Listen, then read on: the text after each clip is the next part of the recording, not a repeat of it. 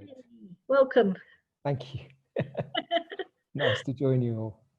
Thank you for coming on so early and just sharing your thoughts with us, so and get a Sure. chance to get to know you as a person.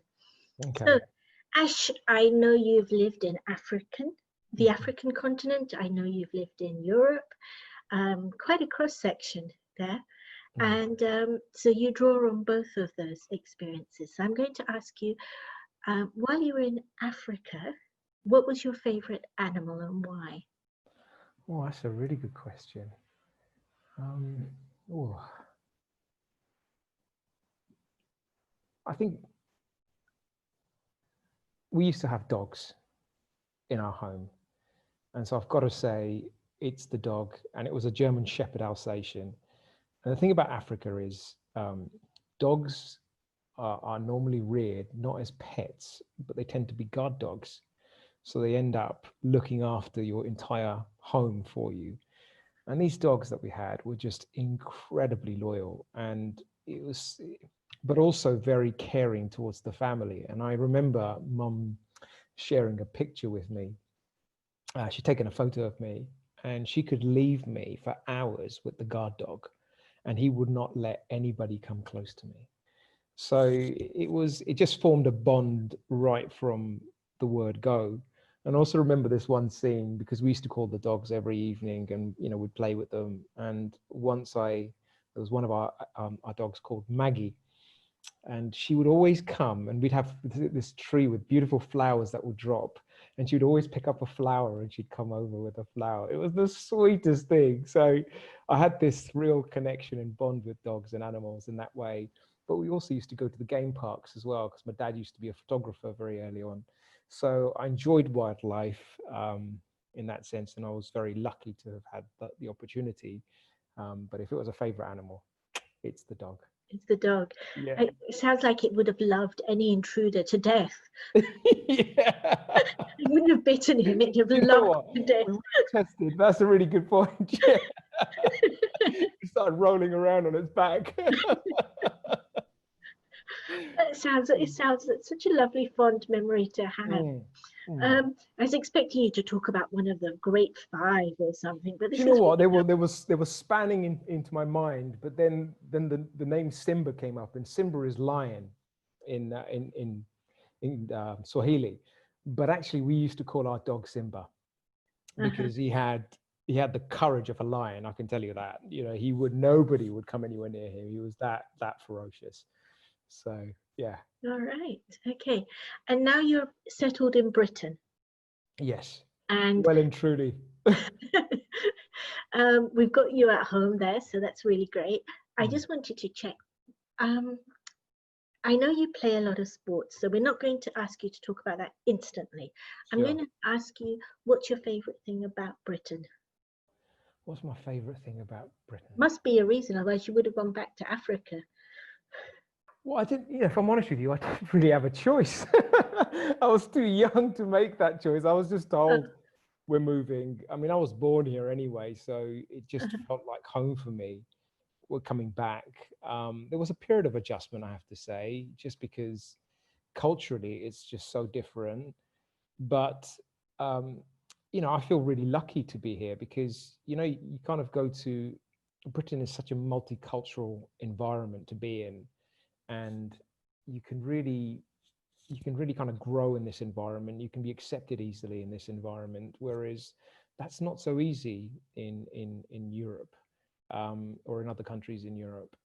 And I find Britain is very charitable as well, and I find British people very charitable and hospitable in that sense. So that was also very warming. But yeah, there wasn't anything that I thought of immediately that stood out, but it felt like home very quickly, I've got to say. Hmm, Yeah. great. Maybe I was here before. Okay. Well, we know you were born here, so we can go from Yeah. there. um, Next question. You do Mm, play a lot of sports. You're down by the sea, sure, mm. near Brighton, not far from Brighton. So, what are the sports that you enjoy? That's a good question. The ones that I enjoy that tend to often cause me a lot of pain. So kite surfing was a good one for me. And actually, it's interesting because I faced a number of fears just learning that sport. It's a sport that is very difficult to learn. Nine people out of 10 will tend to drop out in learning that sport because it's very dangerous and there is all sorts of issues that can be had with it. But once you get going and once you overcome all of the kind of learning and you've had enough face plants in the water and you've swallowed so much salt water you never want to go back into the sea again, actually just getting up on the board and surfing is just, there is no other feeling like it, I can tell you that. And it's really nice. I mean, unless it gets really choppy out there, and then it just gets terrifying sometimes. And I've been in those situations, I can tell you that. But it's been lovely because it's the sort of sport that you can, as soon as there's a windy day, you know, it's easy. It's the culture here in the Southeast, you know, in terms of that particular sport. People just huddle together, get down, and actually there's a really nice community as well. So you can get to meet a good few people. On the days when it's not so windy, there's the paddleboard. So I quite like that as well. I don't do enough of it recently, and neither do I do enough of kite surfing recently because it just takes it out of the body really, and the body is just a little bit worn by it. Um, but now I enjoy the odd walk, funnily enough. Stroll along the pier. Yeah, the stroll along the pier or stroll along the beach. I like a good long walk now and again, and it's this lockdown period has been brilliant because it's just given me not being able to go to the gym or anything like that, and also being in, you know, having a health condition that's easily affected by COVID. The walking has been fantastic, and I've just been doing, you know, kind of 20 to 30 miles a week, and it's just Wow. been so nice. Yeah, I just got this one route, and I'm off on that route, but it's just such a lovely scenic route. Sea to the left, lawns and gardens to the right. You can't complain. Oh, how beautiful. Yeah, it is nice. It is. Oh, we're very lucky here. And I think generally in the UK, we've been very lucky because I think lockdown has given us the sunshine, and not many places have had that as well. So I think it's made the whole period very bearable and enjoyable in some ways. Actually, in my case, very enjoyable. All right. Now I'm going to ask you about what's your favorite book currently. What book are you reading right now? That's an interesting one because I haven't read a book for ages. No, I can't say I've read a book for ages. What's the last book I read? Okay, let me try again with another option. Yeah. What's the Sure. latest documentary you've enjoyed? Okay, you know this one, The Last Dance. Now I can talk for an hour about this. All right, but you've got I 3 fell minutes in or love. 4 minutes. Okay, fine. I fell in love with this documentary. I mean, I think most of the UK may have seen it, but it's about a sporting icon, Michael Jordan. He was a bit of an idol for me when I was growing up because I was so much into basketball. Very unusual because when you come here, there is no basketball culture, but I ended up playing for the basketball team at the university. I ended up following the NBA. He was a major idol. But this documentary paints the backstory of his journey. And it's so good in terms of being able to really reveal his mindset, his approach to winning, how the franchise kind of developed. And there's so many kind of so many spiritual and wisdom nuggets in there that I've just taken so much from it, just in terms of mindset and mentality. And it's a brilliant. I mean, it's one of the most highly rated documentaries. All And right. I actually had to write a whole page of stuff that I'd taken from it. That's how much it touched me. And Wow. I actually, and if I'm completely honest with you, I watched it twice, all over again. It was that good. It was that good. It was Okay. that good. So if you So haven't for any of if you us haven't who seen this haven't, documentary, you've I was got to going to watch say, it. for Absolutely. any of us who haven't seen it, then it's a recommendation Oh, for during sure. before 100%. you get back to work, or if Mm. you have some spare time before Yeah. you're traveling again. All right. Um, give me one nugget of wisdom that you found that would be really practical for you. Wow, you've really put me on the spot here now. That is the Nugget, point. yeah, it's really good actually. Nugget of wisdom that's really practical for me. I mean, there's so much stuff. Um,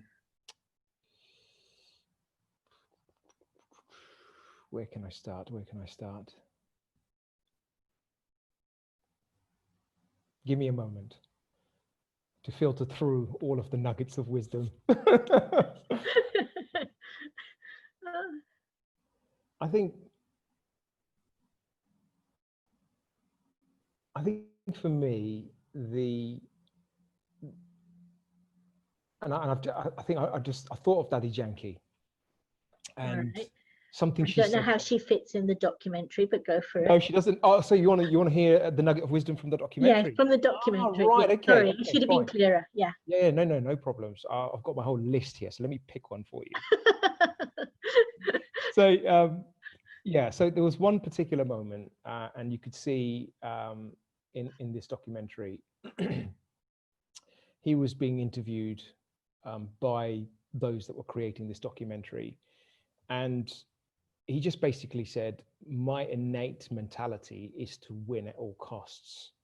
And you could see how that had driven his attitude to winning, but also you could see how he eventually helped and changed himself to being the focus point or the focal point in the team, to being a team player that raised everyone's game.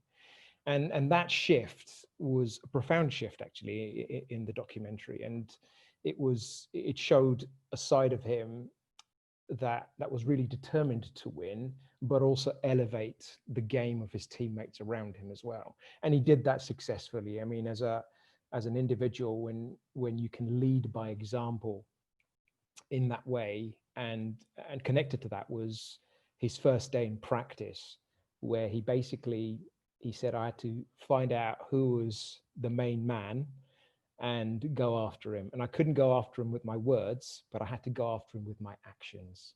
And so that was really powerful, where, we want to assert ourselves in situations, but how do we do that? And he lived his truth, and his truth was his game.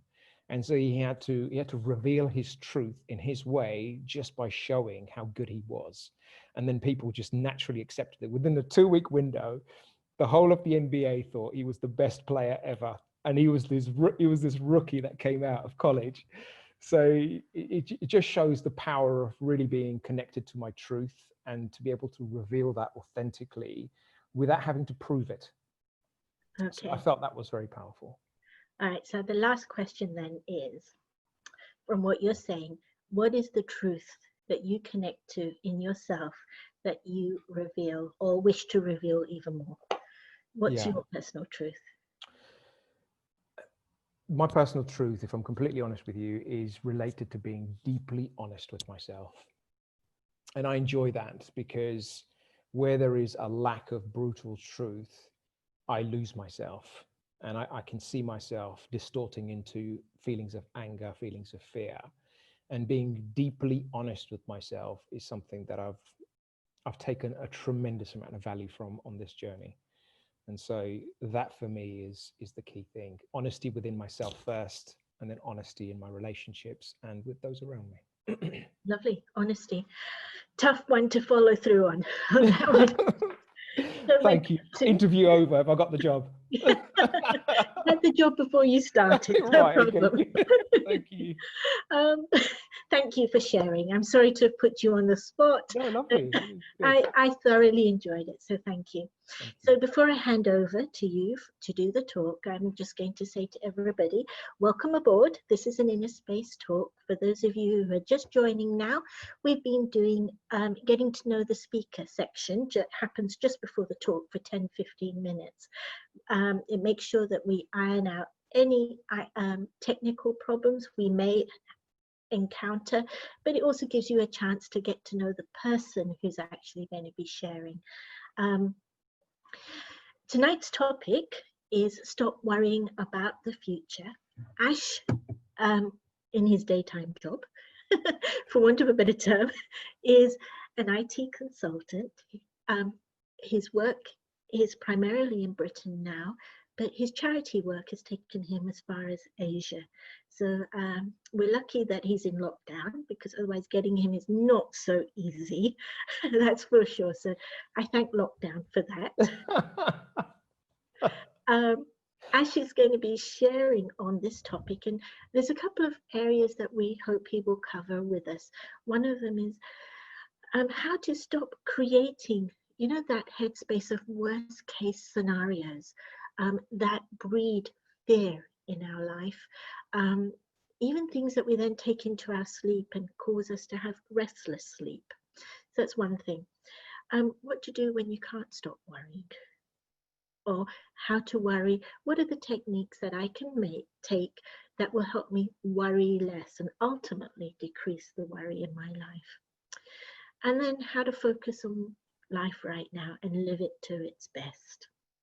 So that's what we're going to be asking Ash to explore with us. I'm handing over to you, Ash.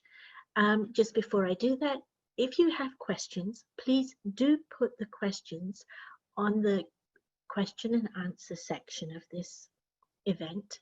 And at the end, Ash will be taking questions and answers and answering those. And we will endeavor to answer as many as possible this evening. And if you have any feedback, do send it to us at innerspace.org.uk. I'll see you at the end with the questions. Thank you, Ash. Over to you. Thank you, lovely, and really nice to be able to join you for this event. The amazing thing about lockdown is that everyone can enjoy this forum, kind of the online platform, and enjoy it wearing their pajamas, including me. So I'm very thankful for not having to drive very far to be with you all. This particular topic, I feel I've, how can I say? It's very close to my heart in one sense, because I feel my entire spiritual journey, or my journey in understanding myself, has really been about getting to grips with this topic of fear and anxiety and worry, and how it begins to manifest in my life. Before we started, I just wanted to have a minute of silence with everyone, and just calm the mind and be settled in this moment.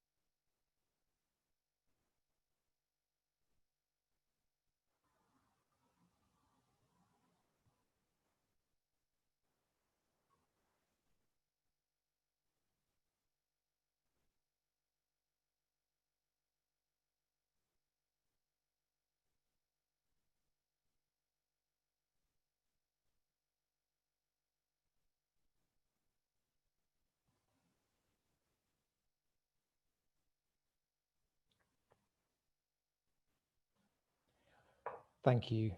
And Om Shanti. So for those of you who are new, this term Om Shanti simply means I am peace. And it's a very common greeting for us here in the Brahma Kumaris, because it just connects us with the quality of who I really am at my core. And we have to say it's certainly a very powerful quality to have, particularly when there is fear present in my life. And I was just reflecting on this topic actually, and I found that lockdown itself, or the period leading up to lockdown, there's been a real frenzy in the media that has potentially created a lot of fear in a lot of people. It started with, kind of the spread of the virus, the impact the virus could have, and how possibly contagious it was, and how damaging it could be to the body. And then as we started seeing the spread, it kind of went into, we could see the effect it was having on the economy, and also how straining it potentially was on the NHS, and people would have worried about, their loved ones getting it. People would have worried about um, their economic state, really, in terms of being able to go to work, whether that was going to be possible, whether they were going to stay within their jobs. So that brought a lot of uncertainty, and now I feel it's we're reaching a stage where, if the fear is uncontrollable inside of us, then we will find this very much turning into a mental health pandemic, where when there is constant fear present inside of us and we're unable to deal with it or face it in any way or in a positive way, then there will be a breakdown internally. And I feel this is something that the world is facing as a crisis at the moment. And I think in recent years, it's just becoming more and more a highlight, because, anxiety, fear is so dominant in everyone at the moment. And I also feel that, we think of fear, we've normalized fear in our lives and thinking it's absolutely fine, but also thinking that fear exists outside of us, as in it's created outside of us, and I feel it as a result of that. Very much situations externally creating my fear internally. And the interesting thing about certainly my experience on this journey of understanding the self has very much been focused on recognizing that the creation of fear is really down to myself. And so understanding this process of me creating these feelings of fear allow me to take a lot more self-responsibility and begin to face it. And until we get to that point, we will only ever deal with external situations by trying to control them. And the challenging thing about experiencing fear is that when feelings of fear are ever present and particularly very strong and chronic, then actually we're heavily influenced by whatever it is that's creating those feelings of fear internally. And it begins to weaken us and deplete us systematically to a point where we're not able to be rational in our decision making. That's clear. But I also begin to lose my confidence internally, and I feel depleted within myself. And I know that from my experience, I was diagnosed with a chronic health condition. And one of the interesting thing about my journey in terms of finding it, it was all fear based, right from when I found it and discovered it. Even before the doctor had diagnosed it, I'd gone up to London, and I just happened to meet somebody who had a kidney condition. And immediately my thoughts were going to, I think I have what he has. I think I have what he has. And the thoughts just kept flooding in and flooding in. And I just started Google searching, which is the worst thing we can do, because we think we want to research it and try and understand it, but actually all it's doing is it's creating anxiety and fear. So it's strengthening that pattern of fear inside of me, and naturally did that for me in bucket loads. And I learned very quickly that I did have a condition that was very similar to him. And so in that came the thought process that I will follow the same path that he will take, pretty much. And when I saw his condition deteriorate to a point where he could not use his kidneys at all, I could see that in front of me. And I had the thought, and I believed that I would too follow that particular trend. Now, I hadn't consciously decided that, but it just unknowingly, when you're faced with it, it's amazing how fear just begins to overcome you very slowly with these thoughts. And because I'd chosen to immediately believe that this was going to be my path, as in the same path as him, leading up to kidney failure, it created a profound amount of fear inside of me, but also disheartenment and hopelessness, because I felt I could not do anything. There wasn't a cure out there for it. There was no way to manage it. And, there was just a feeling of, who do I turn to? What do I do? How do I deal with something like this? And the funniest thing is, the moment I realized that actually my entire feeling of fear was surrounded by this, or was rooted in this one thought, that I'd actually chosen to believe that my path was going to be like his.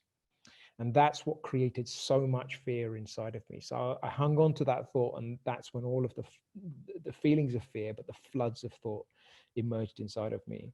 And when I realized that, actually it was a real interesting moment. I just laughed at myself, thinking, how did I allow myself to think that just because it's taken that course for him, it will take that course for me? And this is where we begin to recognize that actually the creation of fear, actually, it's only up here in my own mind. And I create the thoughts that feed fear. And when I had that realization, I was just able to release myself from it completely and look at my entire journey, recognizing that actually it could be like that, but it could also be different. And there was a real sense of being pragmatic and a real grounded feeling of, let me take control and just take it one day at a time. So one of the biggest things I learned in in kind of learning to accept this condition with kindness and with gentleness came with just focusing on what happens today.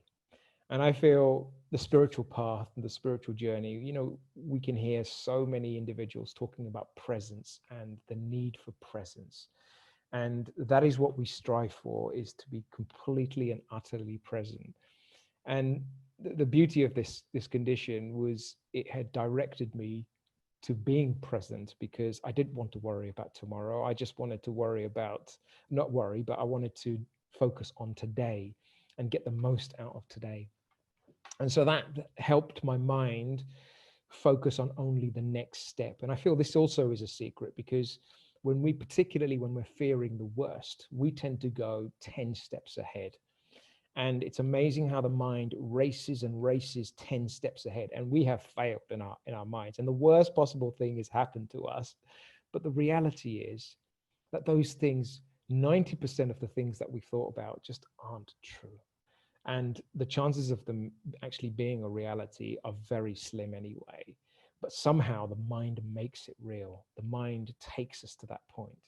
And I very much learned that rather than going 10 steps, just focus on the next step. And that's it. There's nothing else to think about other than the next step.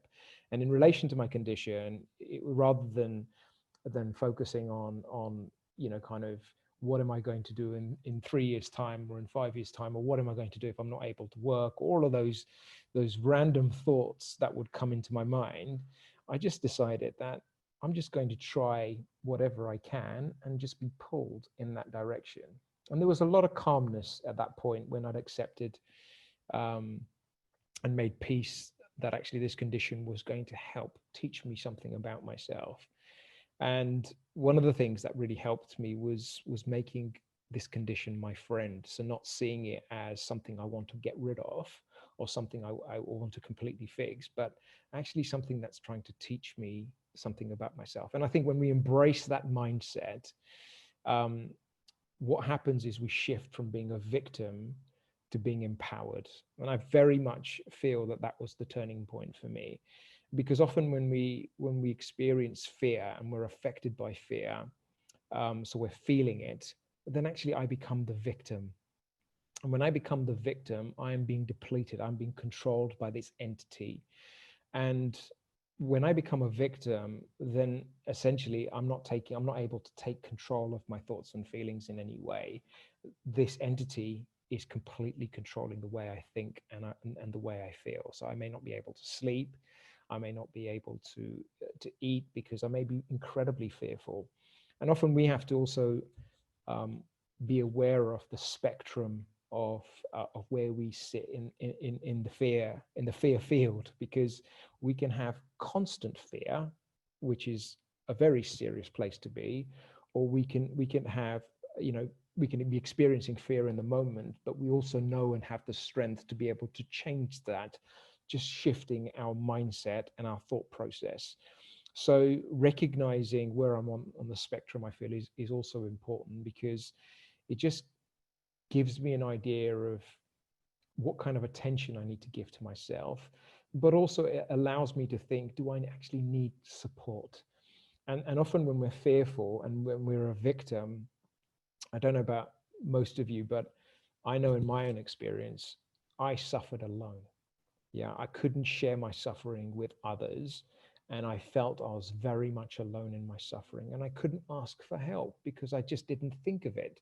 Because in my suffering, I felt I just needed to deal with this myself. And so making this decision in terms of wanting to face it and dealing with it and seeing it as an opportunity to learn something about myself is an empowered mindset. And I think when we look at this aspect of victim, then you know we're always in this mentality of I want to be released from this burden, where actually the situation is trying to show us something that we can learn from it. And I think when we develop this empowered mindset, then actually we can begin to change our thoughts to be able to deal with them, but also learn and take value from the situation. And I think that's a significant point, because when I'm a victim and I continually suffer the feelings of fear and they are constant and chronic, then actually it begins to take a toll on my inner strength. And that's the first stock that I need to be able to face any situation. I, Maybe most of you have seen this footage, but I saw a clip recently on Facebook, and it was about a dog that had been abused, and it was under this car. And you could see it was shaking. It obviously had it was a limb broken, but it was shaking, and someone was trying to help it. But in that moment, that dog was just lashing out with anger, and just couldn't trust anything or anyone around him. Um, and even though someone was trying to give it positive attention, he just wasn't able to trust that. And I feel that's the same for us when we're experiencing constant feelings of fear in that sense. We don't trust anything around us. Least of all, we don't trust ourselves. And it shatters our self-confidence completely. And I think we need to um, we need to grow that again. And I, I know from my experience that fear only suppresses this natural confidence. So the confidence is there, but this haze of fear is just suppressing it. So when that lifts, my natural confidence returns. And when I see it that way, then I can actually begin to face situations and look at them in a different way. So I guess the question here was, has anyone seen someone scared dealing with responsibility? Because when we're affected and emotional and consumed by feelings of fear, we can't take responsibility. But often we force ourselves to try and take responsibility. So we're taking responsibility having been a victim. And the challenge with that obviously is, you know, we've all had an experience of someone fearful being in charge, and you can see how difficult it is for someone who is consumed by fear to take responsibility, right? We may have been involved in teams, when someone is overcome by fear. It may have been ourselves, and we know that in that space we can't think clearly. And also, it's amazing when somebody is in a fearful state but is trying to take responsibility, they can't trust their decisions, and that vibrates and radiates to people around them, which means those around them can't trust them as well. And it creates a sense of unease around everyone around you in a very short space of time, because they're vibrating these feelings of fear and radiating them. So there's panic in there, there's uneasiness, there's a lack of trust, and all of a sudden a team dynamic can change completely just based on someone experiencing fear but trying to take responsibility. And it's the same for us. When we try and take responsibility as a victim, we are being fueled by fear, And actually, when there is fear, there's only going to be doubt and a lack of self-trust in my decisions. So I won't necessarily make the right decisions. And I think one of the most empowering things that we can really say to ourselves is that when I'm affected by fear, I'm not ready to face the situation that I need to face. And I feel that's such an empowering perspective, because it allows us just to drop the reins of what we're trying to control, any expectations that we've created in our life, anything that we think we need to fix, just to park it. Because what then happens is there's almost like a surrender to it. And I think whilst we're resisting it, it just grows and grows in tension and frenzy inside our minds. But when we begin to surrender to it and just say, it's okay, that's okay, I'm not ready to face it, but that's okay. That's when change really begins to happen, because all of a sudden I can now focus on myself and restoring myself. And when I take that level of self-responsibility towards my thoughts and feelings and recognize that fear is my creation, then actually I focus not on what's on the outside and trying to fix what's on the outside or trying to control what's on the outside, but I actually spend time just calming the mind and restoring myself back in a very kind and gentle way. And there's a way in which we can do this step by step. But I feel that's a place to start, a recognition really that it's okay that I haven't got the energy to face because I'm consumed by feelings of fear. Yeah, so that situation can wait. Um, but it's also very good that I take responsibility for what's happening here that's depleting me again and again and again. And this is when when I take responsibility, it can come in different ways. We may even say to ourselves, I need help. And often we don't necessarily see that when we're completely consumed by fear, and we don't necessarily know how to ask for help or what to ask for.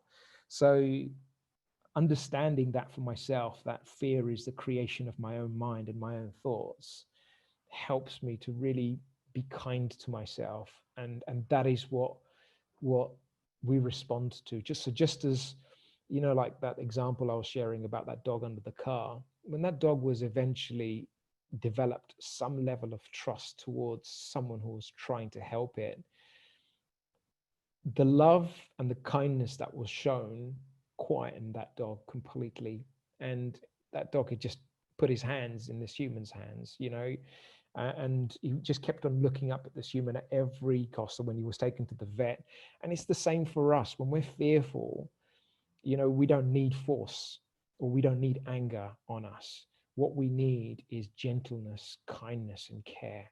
We need to be able to put an arm around ourselves to say, it's okay. And that's the biggest act of kindness that we can give to ourselves, so that we can release ourselves from burden of continuing to suffer. And I think that's the first step to dealing with fear. I also feel that we live in a world that has so many information sources that breed fear internally. So when I'm on this path of recovering myself, it's really also very important to ensure that I'm not feeding the mind information, either through the media, either through conversations I'm having, that increase fear inside of me. And it may sound like a very simple thing, but actually we do it unknowingly. It's so habitual to flick on the news and to listen to these stories that's at a subconscious level, at a deeper level, is creating more and more fear inside of us. And then we talk about it. So we're then sharing those vibrations of fear, and anything we talk about or share in that way only increases inside of us. And this is such an interesting law when it comes to how we work with energy. Anything that I give grows. Anybody done a kindness experiment? You kind of give way to somebody, and literally the person you've given way to when you're driving automatically gives way to somebody else. Yeah, a kind act returns a kind act. So it propagates, so it increases inside of us, and we want to do it again, we want to do it more. And it's the same for all of the negative feelings as well, that anything we share increases inside of us. And the more these patterns and patterns of thought and emotions are triggering off inside of me, then the more it's increasing inside of me. So somehow I've got to break that cycle. And one of the ways that we can break this cycle is to disrupt it completely. Because when we're locked in this mode of fear and experiencing fear, and we can't release ourselves from this particular situation, our days go in a particular cycle, and our thoughts follow patterns, significant patterns. And before we know it, days go by and we're just doing the same thing, repeating fear in our minds, repeating the same thought patterns. And the most important thing we can do is to shift our focus away, because it takes a lot of power to create energy.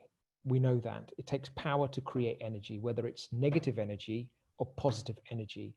And we're creating negative energy in the thoughts that are manifesting in our minds, and it's literally depleting our power. But actually, if we shift that inner power towards creating positive thoughts, the conscious creation of positive thoughts, then actually within a short space of time, we will see that we feel better, because we're breaking a cyclical pattern of thoughts. And I feel there's a secret in there. We tend to run positive thinking courses at the Brahma Kumari Center, so you may have come across them at Inner Space. And the first week's practice is affirmations, is to speak to ourselves positively. And the most important thing about creating these thoughts is you're not creating thoughts based on what is happening now. You're actually you're creating thoughts about what you want your reality to be.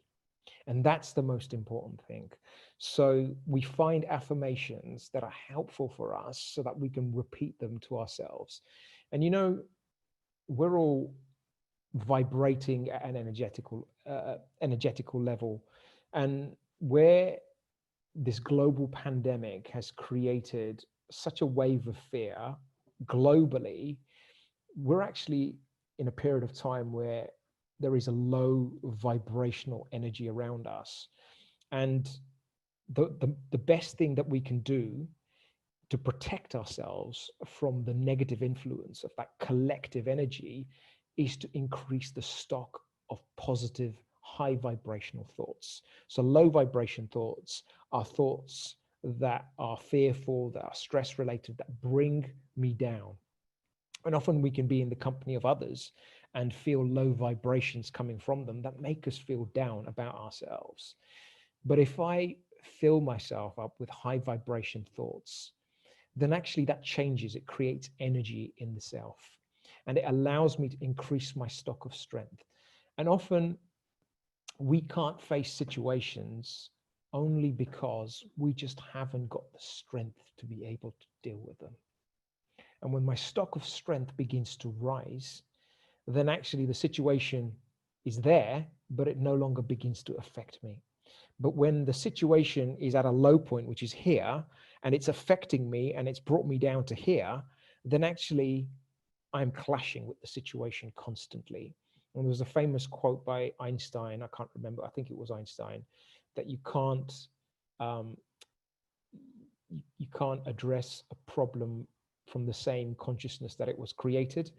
And that's exactly what it is. We have to elevate our consciousness and raise the vibration of our thoughts, so that as we raise the vibration of our thoughts, then our feeling of well-being increases internally. Our feeling of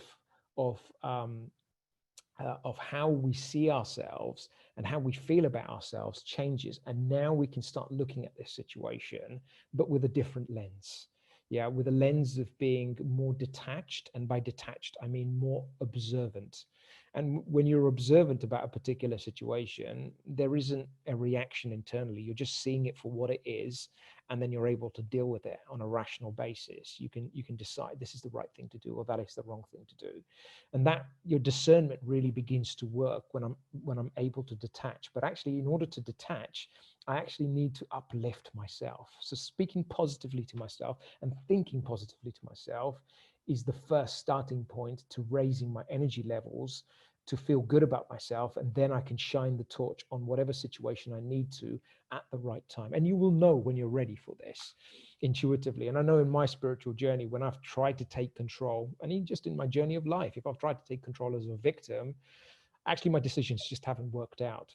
And I remember this one time when I was interviewing someone for a sales job, and he came in and he sat down and he was incredibly nervous. Now this was, you understand when somebody's nervous coming to an interview, but there was a different level of fear in this individual. Needless to say, the interview didn't last very long, and my attention turned more towards his well-being than the interview itself. Um, but the interesting thing is, when I'm trying to take control of situations in my life where I feel like I need to do something, but actually I'm contained with fear, then that just carries. Yeah, we cannot be ourselves. We cannot be authentic. We can't reveal ourselves um, with that smile and that spark. And so restoring myself has to be the way. And one of the easiest things we can do to kind of change routine, and I think this does require some level of attention to bringing about a routine that can just break the pattern of those fear thoughts emerging, and the feelings of fear emerging as well. And one is that often late at night I will spend a lot of my time worried. I can't sleep because of it. And so when my eyes eventually close, the last thing that my mind has absorbed is this state of worry and thoughts of worry. So when I wake up, the first thoughts I will have will be of worry. And that's then what sets the seed for my day. Whatever I start my day with, literally at the point I open my eyes, will be the basis of how my day goes. And breaking that pattern requires me to inject new thoughts at the start of my day. And this may feel alien, but like I said, it's really about creating thoughts about what I want my reality to be. So if I'm experiencing fear, then and I'm losing confidence and trust in myself, then maybe one of those thoughts can be, I am a confident, fearless soul, and I completely trust myself. I trust every decision that I make. And this is me creating thoughts about what I want my reality to be. And this is powerful, because no sooner is your eyes open, and even if you need to write it down, literally take that sheet of paper and read it to yourself, read it a few times over. But that's the first thing you do when you wake up, because at that point, you're injecting not the thoughts of worry that are streaming in your mind, but something that is going to disrupt all of that. And disruption is the agent for change. Where there is disruption, the blocks of change will just take place, and within a short space of time you will feel the difference. I often see that when people come back after that first week of positive thinking, so it's a 4-part series and we have it every week, I always ask for feedback, because I know what the response is going to be if people have done it diligently. And those who've done it diligently, the first thing they say is, I actually feel quite calm about myself. I don't feel too bad. Things have changed. It's not as heavy as it was before. So just being able to apply the right type of thoughts at the right time, and it's so simple. We can do this for ourselves. So thoughts manifest our reality, just as fear begins to manifest our reality. Thoughts, positive thoughts will begin to manifest our reality and just ease the heaviness that fear is creating. And I think that's the most important way that we can start to deal with it at the surface level. Yeah. Another place or another thing to do as soon as I wake up, and this is something that all of us can do, is often it's easy for us to pick up the remote control or open the newspaper and turn on the TV first thing in the morning and just allow the whole world to come into our minds. And if it's not the TV, then it's social media or something or another, because it's habitual. Breaking that pattern is so important. And if we can just change what we're viewing, that will make a big difference, because what I'm ingesting in the mind is creating my emotional diet and it's feeding me.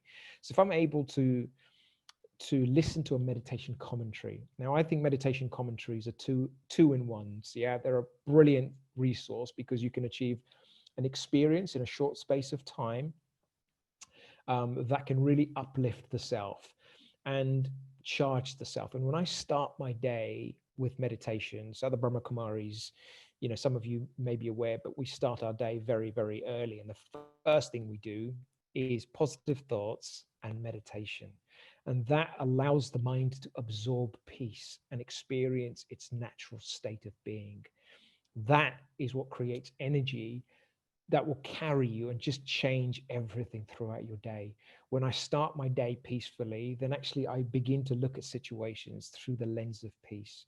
So those two practices can really help us disrupt the patterns of thinking that we can get locked into when we're deeply fearful. And so I feel that's something simple and very practical. And that will actually eventually have a knock-on effect to the quality of my sleep. There's another practice that I would recommend, but much further into, maybe 4 weeks into kind of doing this, or 2 weeks into doing this if you've been doing it every single day. And this is writing. And I feel writing has been, you know, journaling for me has been such a lifesaver. It's allowed me to process my emotions and give expression to what's troubling me deeper within. And I feel that at times when I've written, there's so much clarity that tends to come out. And it's a bit like developing a relationship with yourself, or with somebody. You know, I know in the world of sales, when you try and get to know someone, one of the first things you do is ask them questions. And it's the same for ourselves. When we're trying to get to understand ourselves, we just have to ask ourselves questions like, what's bothering you?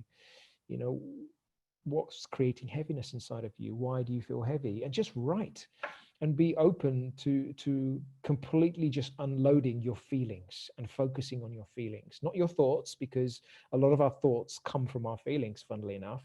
If we experience a tremendous amount of anger in our feelings, then our thoughts will be thoughts of revenge, thoughts of wanting to hurt others, and it will just come in floods. So writing about my thoughts is something we can do later, but initially, where there is a tremendous amount of feeling, focusing on writing and just allowing those feelings to kind of emerge on the page. So effectively, you know, the heart space, and I use the term heart because that's where deep feelings are felt and experienced.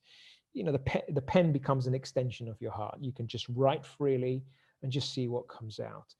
And often when people have tried this, having done a meditation practice and disrupted their routine for a couple of weeks, they see a deeper level of understanding within themselves, but also a release that just helps them again be so much calmer about themselves and the situations that they're facing.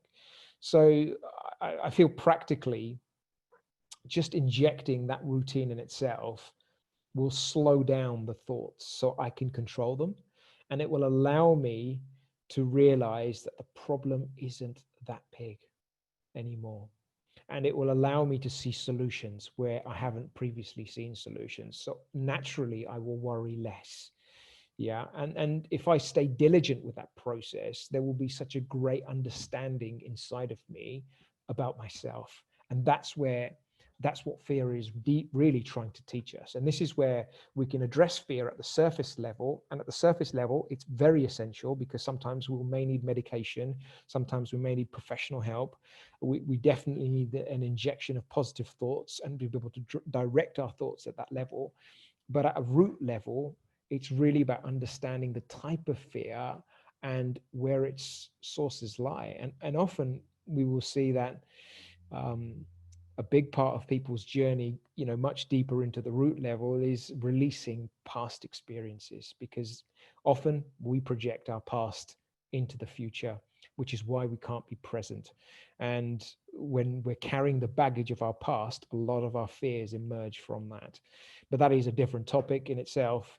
But certainly, in terms of being able to deal with fear initially, if I'm consumed by it, the practical things that we can do so that we don't emerge the worst case scenario is to focus only on the next step and focus on what happens today. And that's it. Leave everything else to one side. Only what happens today. That's the first thing. The other thing is change of routine, where I can disrupt my thought patterns by injecting first thing in the morning a positive affirmation or a set of positive affirmations, followed by a meditation commentary that uplifts and energizes me. And then if after that I want to listen to something, then listen to something that brings wisdom, so something that creates inspiration in the soul. As much as we can, surround ourselves with high vibration thoughts and individuals that create high vibration feelings inside of us, or environments that create high vibration feelings inside of us, the quicker we will raise our energy and also begin to see our fear not as a threat anymore, but as a means to learn and grow something about ourselves.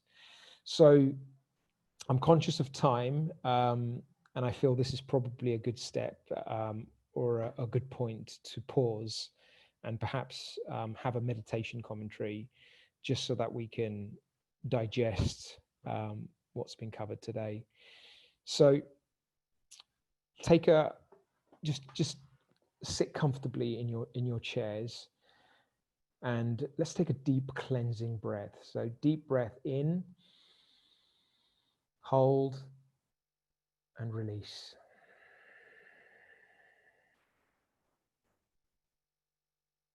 And then breathe normally.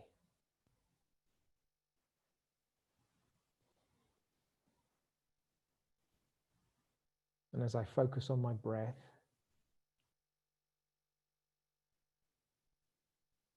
just bring your thoughts into this present moment.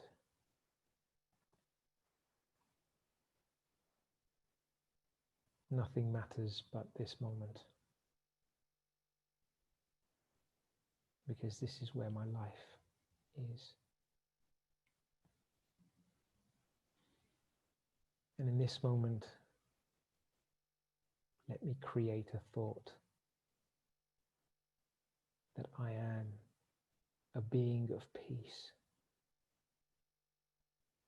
and that peace is my natural state. And let me just hold this thought in my mind and repeat it within. I am a peaceful being, and peace is my natural nature.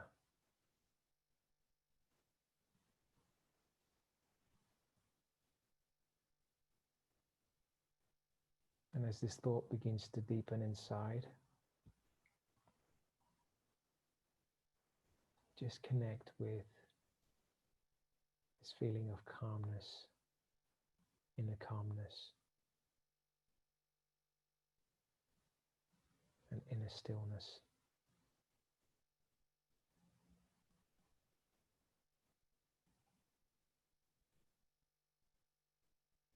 And when there is quietness in the mind,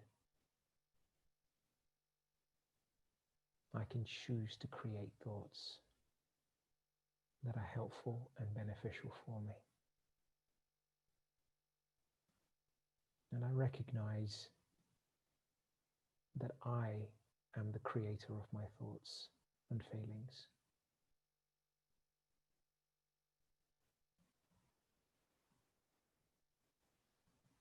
And so where I feel fearful or anxious about anything, let me tell myself that I am the creator of my thoughts, and just choose a different set of thoughts that begin to uplift me, thoughts that create positive emotions and feelings internally.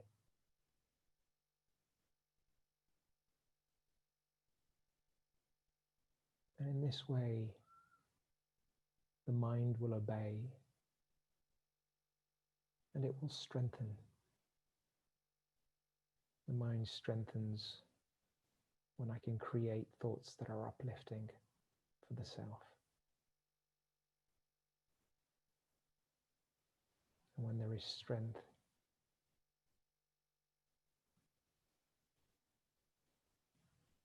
I can be less affected by situations because I'm able to control myself.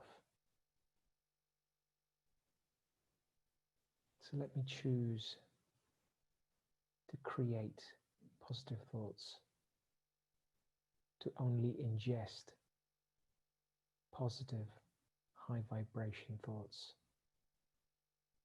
for a period of time. And this will break any cycles of fear internally and allow me to take control of myself.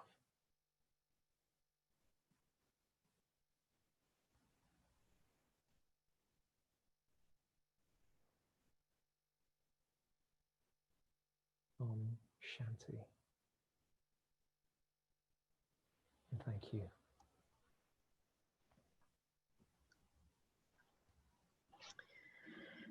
Thank you, Ash, for the talk and leading us into the meditation. That was very beautiful. There's a couple of questions. I know we don't have long, so very, very quickly. The first question that you can answer very quickly was, did the dog that you talked about recover? Yes, full recovery. And I love these videos because they really show the journey, and yeah, full recovery, happy dog. It couldn't even be contained after that. It was just boundless energy and enthusiasm from it. So yes, full recovery. Should have mentioned it. Thank you for reminding me. Okay. Next question. How does one distinguish between ignoring the thing that is causing the fear and burying one's head in the sand? Sure. So the discernment really is that it's not the external thing that is responsible for my fear. And I think this is the discrimination that we need to have, which is that it's my thought patterns that are creating the fear itself. And when I'm able to recognize that, then I'm able to recognize another thing, which is what is the impact that this is actually having on me energetically. And I have to gauge that for myself. I think we know intuitively when we have energy and when we're ready to face a situation and when we're not ready to face a situation. And so by taking care of ourselves, I don't feel that that is burying your head in the sand, because sometimes it can feel that way by ignoring what I think I need to deal with, because it's a thought. And the thought says I need to deal with it, but actually internally everything inside of me is saying I haven't got the capacity to deal with it. So I have to listen to my inner calling that says actually look after yourself first, uplift yourself first, and then you will have the energy and the strength to face whatever you need to face. And it's funny, when we're strong enough to face situations, we can tolerate them. And once we can tolerate situations, we're not easily affected by them.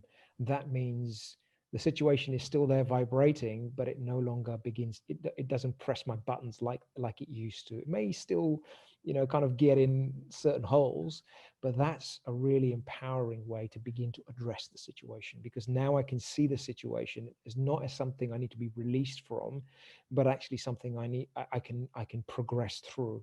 And what is it that I need to do to progress through it? So I hope that in essence answers your question. Okay. Yeah. Next question. If loved ones are consumed by fear and are asking you to buy into it, how do you respond without creating a separation between yourselves and them? Yeah. This is a really common one. And often, again, we don't realize that when I'm sharing my state of fear with somebody, I'm actually vibrating it towards them. So they will leave me feeling very low. And this is something that, again, as an aspect of self-responsibility, that really requires us to say, I need to protect myself from these vibrations. And that's only a positive thing, because if I find myself regularly exposing myself to individuals that aren't ready to change, there are certain individuals that will change and that will listen to you. But if they're not ready to change, then actually we have to create distance. And there's nothing stopping us from creating good wishes, and kind of being very specific in our thoughts to send them good wishes so that they can raise their energy levels. But we have to, in the first instance, take the conversation more to a positive standpoint, where they can recognize that they can learn something to change themselves. And if they're not picking up on the positive aspects of your conversation, they're not ready to change. And so they're only leaning on you for emotional dependency. And this is dangerous, because when someone is in a relationship with you and there's emotional dependency, then you just become the place where they dump their garbage. And often it takes, self-respect for us to see that and say, no, I'm not going to be that point. And that's a really positive thing, because you can be straight with people and really willingly help them. But if they're not prepared to take help, then also there's an aspect of really looking after ourselves. Okay. I think you've answered this question, but you might have another point you want to add to it. How can we support or guide or advise without intruding or being overbearing when someone else is suffering from acute anxiety and fear? This is a good point. So there is a subtle difference between having hope for somebody, that they get better, and having a desire for them to change. When I have a desire for somebody to change, then I will want to try and control that. And this is very subtle in the self. We don't sometimes realize how controlling our nature is and how overbearing it can be, because we want them to change. But on this journey where we recognize that everyone's following their own path, everyone's got their own story, and everyone will change according to their own time, in their own way, through their own realizations, we can have hope, never lose hope for them. As soon as we lose hope for somebody, we're giving up on them, and those vibrations reach them and they will give up on themselves. And the first thing that we have in our armory, particularly with those we're close to, is to hold on to hope for them. And I don't mean I'm hoping that everything's going to be okay. No, that's false hope. I mean good wishes towards them. Really create time in your meditation to send vibrations and positive thoughts to them. Affirmations for them. May they be protected. May they may they experience peace. May they not experience fear. So we can find a way of compassionately reaching out to them. And the beauty of this is it only increases inside of us the more we're able to direct positive energy within somebody. So there's a double benefit to it. They will be the recipients of that. We will be the recipients of that. Okay. How can you park fear about something and look after yourself when you are hurting? I think the point here is the accurate use of that term, hurting. When something is in pain,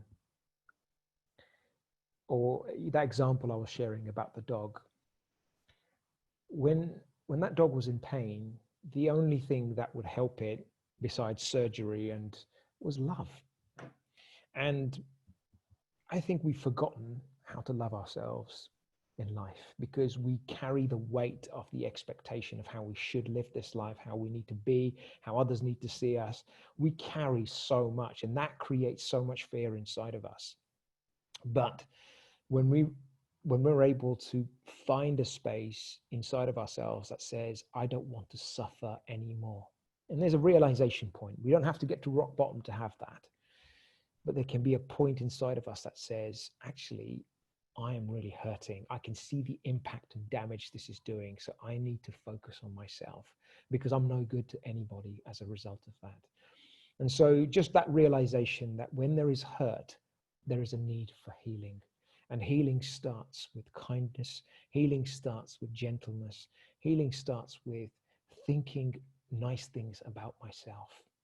Yeah, because in that moment of hurt, we lose all value within ourselves. We can't see any good in ourselves. So the first talk that we need to have is to begin to see value in ourselves. See the value in your life. See the positive things that you've done. Appreciate. Gratitude is an amazing way to uplift the energy, because we don't see any of it when we're consumed by pain. So the glass becomes completely full of that poison of pain that doesn't allow us to appreciate anything. And if the first thought, if you're hurting, then the first thought in the morning is about gratitude. That will change the feeling you have for yourself, and it will uplift you as well. Okay, I know you have to go, so I'm going to ask this simple question. What documentary were you discussing earlier? Yes, The Last Dance. So this was a documentary about Michael Jordan, and he's a popular, icon in the world. He was a sporting figure that played for the Chicago Bulls basketball team in the NBA in the US, and it really portrays his journey. And there was a moment actually very related to fear on this that I'd like to share with you before we close off. Give me 2 seconds. I've got it just here. There was a quote about a writer in that documentary, and he basically said, when the camera was on him, most people struggle to be present. People go and sit in ashrams for 20 years in India trying to be present, do yoga, meditate, trying to get here now. Most people live in fear because we project the past into the future. Michael's a mystic. He was never anywhere else. His gift was not that he could jump high, run fast, shoot a basketball. His gift was that he was completely present. And that was the separator. I mean, that was amazing point in the documentary, because there's so much that you can take from a mindset. And you can see that, when we're in big pressure situations, we carry the weight of expectation on our shoulders.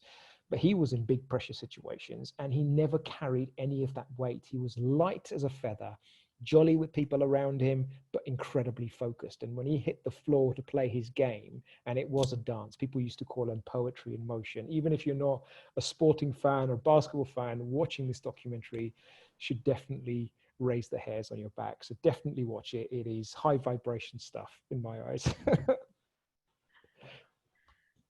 Lovely. Ash, thank you very much for carving out some time for us. No, thank you for having me. Not a question of time. Thank you so much for inviting me and allowing me to be part of this. So yeah, enjoy yourself. Everyone stay safe and hopefully connect soon. Thank you. Thank you. Good night, everybody. Good night.